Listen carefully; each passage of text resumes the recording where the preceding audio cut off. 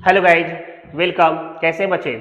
बात करें यार, देखिए लास्ट क्लास में आपका इनकम्प्लीट रिकॉर्ड में मैंने 3 लॉन्ग प्रैक्टिकल क्वेश्चन बताया था और आज के क्लास में ना यार 3 क्वेश्चन आज भी समझाएंगे, जिसमें 2 आपका नॉर्मल एडजस्टमेंट वाला रहेगा और एक आपका बहुत ज्यादा खास होने वाला है। बोल दे तो एग्जाम में आपका हो सकता है पूछ दे। जो क्लोजिंग एंडिंग क्लोजिंग कैपिटल निकालते उसी में आपका एडजस्टमेंट किया होना चाहिए, ठीक है। एडजस्टमेंट क्लोजिंग कैपिटल तो वो सबसे ज्यादा खास है, एग्जाम में पूछ सकता है। पूरा वीडियो को देखेगा, स्किप नहीं करना है। और अभी तक नहीं सब्सक्राइब किए ना टेलीग्राम पे माइंड योर ओन सक्सेस जा करके, तो कर लीजिए, क्योंकि नोट्स आएगा। नेक्स्ट ईयर भी पढ़ना है एक एक टॉपिक का और सारा नोट्स मिलेगा, करेंट चैप्टर वाइज भी नोट्स मिलेगा, तो जरूरी है। चलते हैं आज के क्वेश्चन की तरफ। देखिए आपके स्क्रीन पे यह रहा एक प्रैक्टिकल प्रॉब्लम, राइट डाउन कर लीजिए। इससे पहले सॉल्व करेंगे फिर आपको बताएंगे। राइट डाउन कर लीजिए इस क्वेश्चन को, इंपॉर्टेंट क्वेश्चन है, एग्जाम बेस्ड है भाई। सॉल्व करेंगे इसको, चलिए ध्यान दीजिए। बोले हाँ बच्चे, देखिए इस क्वेश्चन को बनाए एकदम स्लोली, पहले समझिएगा, ठीक है। टर्म्स एक एक करके बता रहे हैं। आपका ओपनिंग कैपिटल नहीं दिया हुआ था क्वेश्चन में, क्लोजिंग कैपिटल नहीं दिया था। 2 साल का फाइनेंशियल इंफॉर्मेशन गिवन था और हम बताए थे ना कि जो आपका ओपनिंग फाइनेंशियल इंफॉर्मेशन से हम ओपनिंग कैपिटल निकालेंगे और क्लोजिंग फाइनेंशियल इंफॉर्मेशन से क्लोजिंग कैपिटल निकालेंगे, बताए थे। अब आपका दिया हुआ था कैश इन हैंड, यहाँ पे मैं लिख दिया 6,000 का, स्टॉक दिया हुआ था 50,000 का, डेटर 60,000 का दिया हुआ था, फर्नीचर आपका दिया हुआ था 40,000 का, बिल्स रिसीवेबल दिया हुआ था 8,000 का, मशीनरी दिया हुआ था 50,000 का, इन्वेस्टमेंट दिया हुआ था 30,000 का, ठीक है। उसके बाद आपका बैंक ओवरड्राफ्ट दिया हुआ था 30,000 का, क्रेडिटर दिया हुआ था 26,000 का, बिल्स पेबल दिया हुआ था 6,000 का। क्लियर? अब एक टोटल एसेट्स में से यह सारा लाइबिलिटीज को माइनस करेंगे, ओपनिंग वाले इंफॉर्मेशन से हमारा ओपनिंग कैपिटल निकलेगा और ओपनिंग कैपिटल हम लोग का 1,82,000 आ गया, कोई दिक्कत नहीं। अब दूसरा बचे, देखिए क्लोजिंग इंफॉर्मेशन भी दिया हुआ था और क्लोजिंग इंफॉर्मेशन से हमारा क्लोजिंग कैपिटल निकलेगा, ठीक है। तो कैश इन हैंड आपका 24,000 दिया हुआ था क्वेश्चन में, स्टॉक 80,000 का दिया हुआ था, डेटर 1,40,000 दिया हुआ था, फर्नीचर 60,000 दिया हुआ था, बिल्स रिसीवेबल आपका 28,000 दिया हुआ था, मशीनरी 1,00,000 का दिया हुआ था, इन्वेस्टमेंट 80,000 का दिया हुआ था। जैसे इंफॉर्मेशन बुक में दिया हुआ है ना, सेम हम वैसे पुट करेंगे एसेट्स और लाइबिलिटीज। क्लियर? लाइबिलिटीज में क्रेडिटर था 40,000 का, बिल्स पेबल था आपका 12,000 का। क्लियर? अब यहाँ पे हम लोग का बैंक ओवरड्राफ्ट क्लोजिंग वाले में नहीं दिया हुआ है, ठीक है, 40, और यहाँ पे तो क्लोजिंग कैपिटल आपका निकल गया 4,60,000 का। क्लियर? जैसे इंफॉर्मेशन दिया हुआ है बस वैसे पुट की और बनाए, ठीक है। अब उसके बाद देखिए ओपनिंग कैपिटल निकल गया, क्लोजिंग कैपिटल यहां से निकल गया। अब हम लोग statement of profit and loss बनाए, देख रहे हैं। देखिए छोटा क्वेश्चन में एडिशनल इंफॉर्मेशन कम रहेगा और बड़ा क्वेश्चन जो एग्जाम बेस्ड रहेगा उसमें आपका एडिशनल इंफॉर्मेशन ज्यादा रहेगा। आपको हड़बड़ाना नहीं है, जैसे समझा रहे हैं एकदम प्रॉपरली स्लोली समझिए और वैसे बनाइएगा। क्लोजिंग कैपिटल आपका हमने निकाला था 4,60,000 का, यहाँ पे निकाले 4,60,000। क्लियर? ड्राइंग आपका क्वेश्चन में एडिशनल इंफॉर्मेशन में 10,000 पर मंथ दिया हुआ था, तो 12 मंथ में 1,20,000 विड्रॉ होगा ना, टोटल 5,80,000। एडिशनल कैपिटल आपके क्वेश्चन में दिया हुआ था 2,00,000 का, हमने वहां पे लिख दिया और ओपनिंग कैपिटल 1,82,000 निकाले, वहां पे वह 1,82,000 निकाल दिए। ग्रॉस प्रॉफिट हम लोग का 1,98,000 आ गया, 1,98,000 ग्रॉस प्रॉफिट आ गया। क्लियर?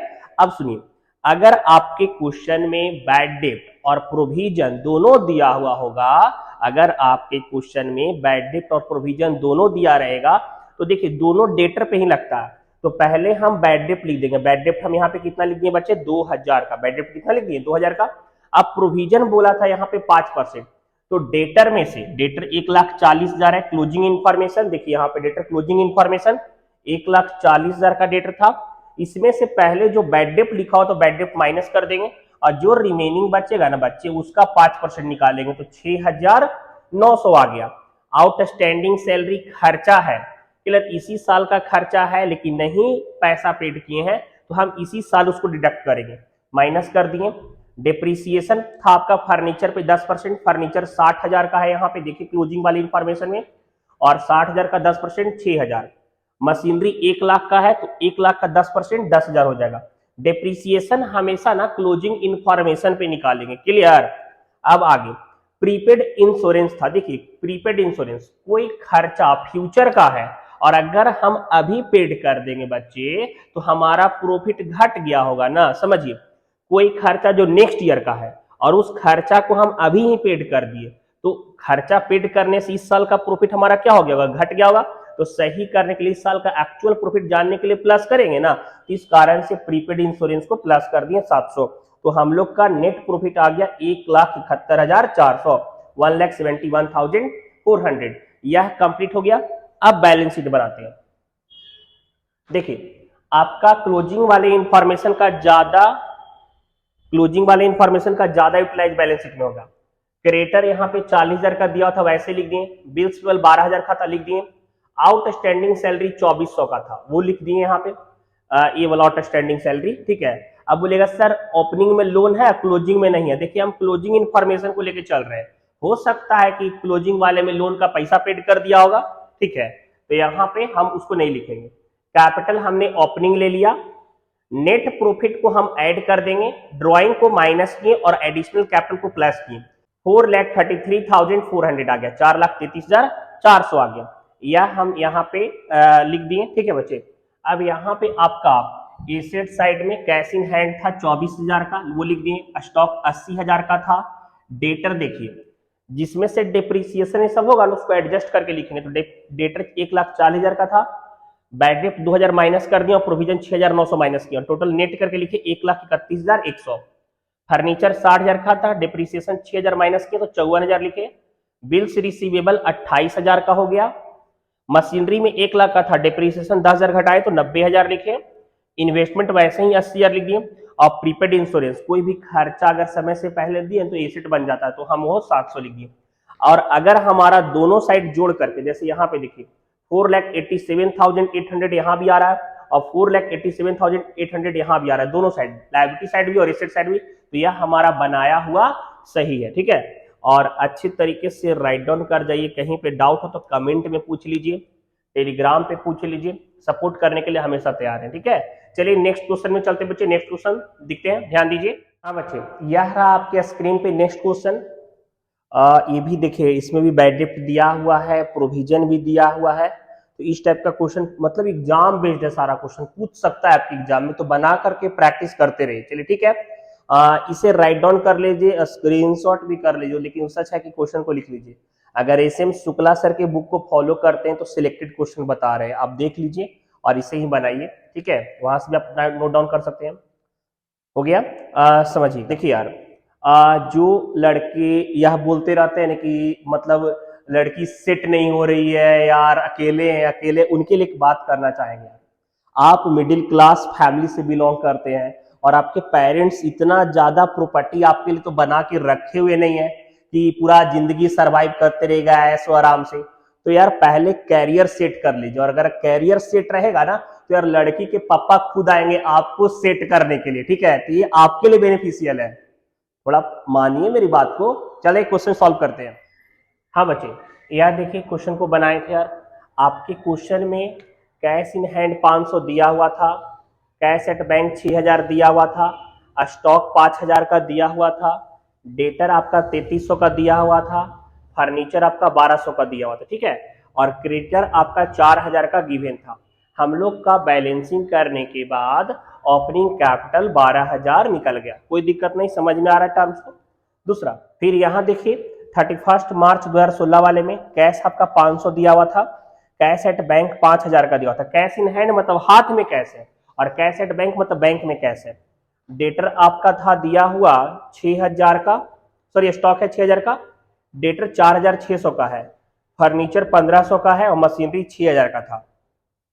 ये मशीनरी 6,000 कौन सा है समझिएगा, क्लोजिंग इंफॉर्मेशन में आपका मशीनरी नहीं था, लेकिन आप एडिशनल इंफॉर्मेशन में यह देखिए कि ड्राइंग किया था 9,000 का, लेकिन 6,000 का कोई मशीन खरीद करके बिजनेस में ही लगा दिया, क्लियर। तो वहां पे अगर इस तरीके का दिया है कि पैसा बिड किया और कुछ पैसे का कोई मशीनरी खरीद करके बिजनेस में लगा दिया, तो हम उसे यहाँ पे क्लोजिंग बैलेंस जो निकालेंगे ना वहां पे मशीनरी डाल दी, एसेट रहेगा डाल देंगे, ठीक है। और क्रेडिटर आपका 6000 का था, क्लोजिंग कैपिटल 17600 निकल गया, क्लोजिंग कैपिटल कितना निकल गया 17600, कोई दिक्कत नहीं बच्चा, ठीक है। अब यहां देखिए statement of profit and loss बनाए, क्लोजिंग कैपिटल 17600 का था, ड्राइंग में 9000 का ड्राइंग किया था, लेकिन 6000 का तो मशीनरी खरीद लिया था ना, तो एक्चुअली ड्राइंग जो होगा वो 3000 का होगा, एडिशनल कैपिटल 4000 दिया हुआ था और ओपनिंग कैपिटल 12000 हम लोग निकाले, तो हम लोग का ग्रॉस प्रॉफिट 4600 आया। डिप्रिसिएशन के बारे में बोले कि ऑन फर्नीचर, तो यहाँ पे 1500 का फर्नीचर था, 10% 150 हो गया, मशीनरी 6000 का था, 10% आपका 600 हो गया। अब बहुत सारे स्टूडेंट ये सोचेंगे सर 6 ही मंथ ना होगा, स्टार्टिंग में नहीं दिख रहा और लास्ट में दिख रहा है। देखिए पहले भी बताए थे, अभी भी वापस रिपीट कर रहे हैं कि अगर डिप्रिसिएशन में पर एनम लगा हुआ है तब हम लोग मंथ का कैलकुलेशन करते हैं, लेकिन अगर आपका पर एनम नहीं लगा हुआ है तो 10 दिन का भी डिप्रिसिएशन बोल देगा तो हम लोग पूरा 10% चार्ज कर देंगे, जितना बोलेगा परसेंटेज उतना चार्ज कर देंगे, ठीक है। तो यहाँ पे 6000 का 10% 600 हो गया, बैड डेप्ट दिया हुआ था 200 का और प्रोविजन हम लोग निकाले, पहले डेटर में से बैड डेप्ट माइनस किया तब हम लोग प्रोविजन निकाले, तो हमारा 220 प्रोविजन आ गया। नेट प्रॉफिट हम लोग का 3430 आ गया, 3430 आ गया, कोई दिक्कत नहीं। अब आगे यहां पे आपका क्रेडिटर 6000 का था, क्लोजिंग हम लोग बैलेंस शीट बना रहे हैं, कैपिटल ओपनिंग लिख दिए, एडिशनल कैपिटल को ऐड किए, नेट प्रॉफिट को ऐड किया और ड्राइंग को माइनस कर दिए, हम लोग का 16430 से निकल गया। क्लियर, एक्चुअल ड्राइंग 6000 का तो मशीन खरीदी तो हटा दिए, वो वाला ड्राइंग लिखे, तो 16430, और यहाँ पे एसेट्स का मतलब बैलेंस शीट में आपका टोटल 22430 आ गया। फिर एसेट साइड में कैश इन हैंड 500 का था, कैश एट बैंक 5000 का था, स्टॉक 6000 का था, डेटर वाले में बैड डेट और प्रोविजन दोनों माइनस किए तो 4180 आ गया, 4180 आ गया। फर्नीचर 1500 का था, डिप्रीसिएशन 150 माइनस किए तो 1350 आ गया। मशीनरी आपका 6000, डिप्रीसिएशन 600 माइनस किए तो 5400 आ गया।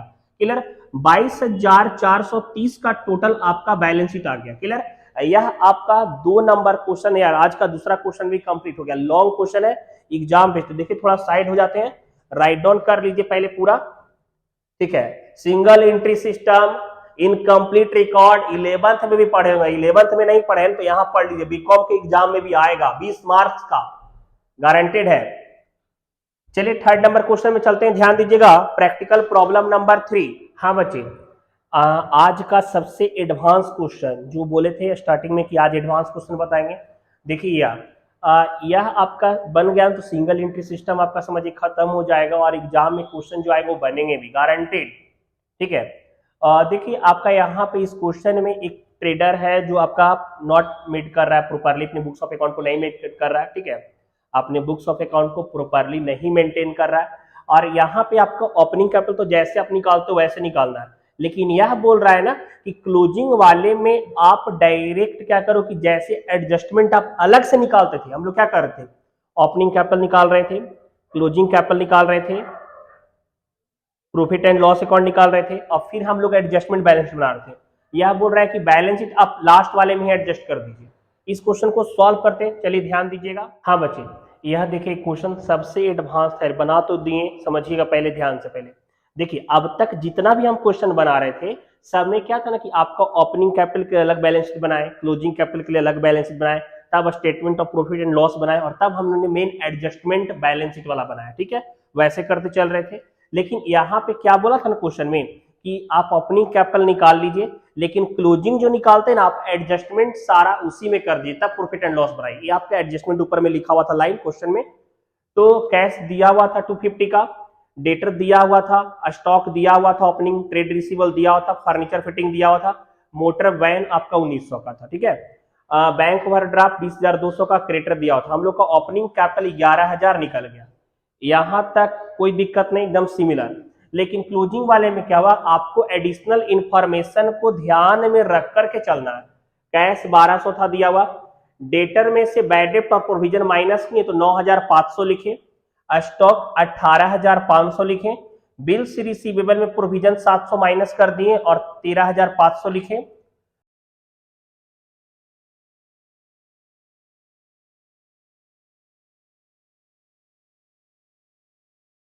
का 1500 का, डिप्रीशिएशन 150, 1350 हो गया। मोटर वैन आपका 1900 का था, डिप्रीशिएशन 300, 1600 का हो गया। 45,650 का टोटल बैलेंस शीट आया। बैंक ओवरड्राफ्ट लिख दिए, क्रेडिटर लिख दिए, क्लोजिंग कैपिटल जैसे लिखते थे वैसे लिख दिए, यहाँ पे एडजस्टमेंट करने का उस तरीके से जरूरत नहीं है। क्लियर। अब यहाँ पे क्लोजिंग कैपिटल हम लिखें, ड्राइंग ऐड करेंगे और ओपनिंग कैपिटल को माइनस कर देंगे, हम लोग का नेट प्रॉफिट निकल जाएगा। यह लेकिन यह टाइप का क्वेश्चन एग्जाम में कभी बहुत ज्यादा रहा तो यही पूछ देगा, और अगर वैसे रेयर में रहा तो इस सबके पहले जो क्वेश्चन बताए वो पूछता है। आपका एग्जाम बेस्ड सारा क्वेश्चन है, अच्छे से राइट डाउन कर लीजिए। मिलेंगे नेक्स्ट क्लास में और नए टॉपिक के साथ में। और नेक्स्ट टॉपिक के बारे में बात करें, सरप्राइज है इंसॉल्वेंसी अकाउंट। अच्छे से सीखिएगा। इंसॉल्वेंसी बहुत सारे स्टूडेंट से नहीं बनता है, डिफिकल्टीज भी होता है। और एक बात बोलना चाहेंगे यार, पढ़ रहे हैं थोड़ा मन लगा के पढ़िए, क्योंकि यार पता है एक कैरियर ऑब्जेक्टिव वाला आपका क्लासेस है, क्योंकि अच्छे से पढ़ोगे तो इंटरव्यू में आप फेस कर सकते हो। कॉमर्स वाले स्टूडेंट्स का सिर्फ और सिर्फ उनके अपने सब्जेक्ट से इंटरव्यू में पूछा जाता है।